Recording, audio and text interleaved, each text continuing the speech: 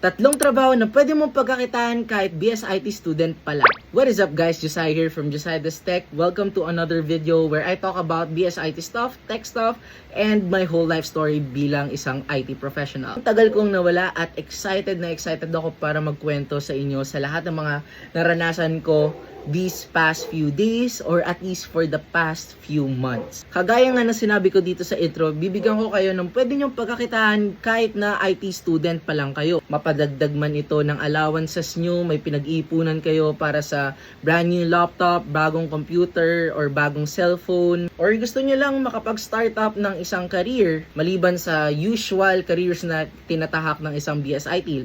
Number 1 is basic tech support. Karamihan ng mga titas at titos natin ay hindi marunong mag-operate ng kanilang mga computer or hindi rin nila alam kung paano ito pabilisin. Well, pwede natin i-offer yung services natin, syempre kasi nag-aral naman tayo ng onting hardware sa BSIT subjects natin. Yung paglilinis ng ating components sa kanilang mga computer, pag-assemble, disassemble, at paano natin ito mapabalik into a better condition bago tayo tawagin, yung troubleshooting ng Wi-Fi nila, installation ng mga software like yung Microsoft 365, or at least man lang yung pag-reapply ng thermal paste sa kanilang mga laptop or kanilang computer. Second job idea is pag-set up ng isang website with no code to little code. So, well, if marunong ka ng WordPress at Wix, magiging drag and drop lang yung pag-setup nito at hindi siya gaano kabigat pagdating sa programming. Pero kung meron ka na talagang background sa programming at sa web development,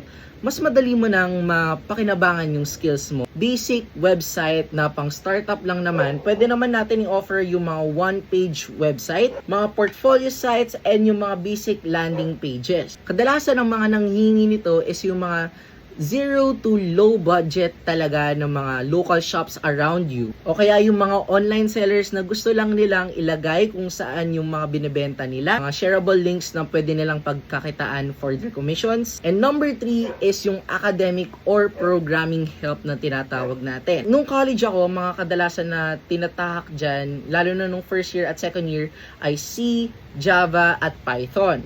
Meron din yung pagtuturo ng mga core topics natin like yung algorithms and logics, kung paano nag-work talaga yung isang code or paano ba natin ma-integrate ng maigi yung mga theoretical practices na na-apply natin sa school. Disclaimer lang hindi mo gagawin yung buong project ng classmate mo or yung mga underclassmen mo. Bakit? It's teaching them how to be lazy and hindi sila natututo sa ganon.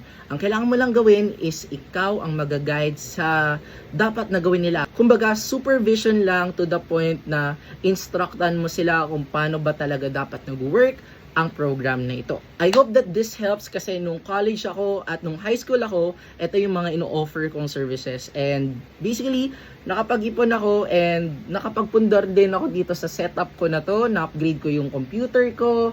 At yun yung mga early stages ng pagiging student ko. And I hope that this inspires you. Like and follow for more.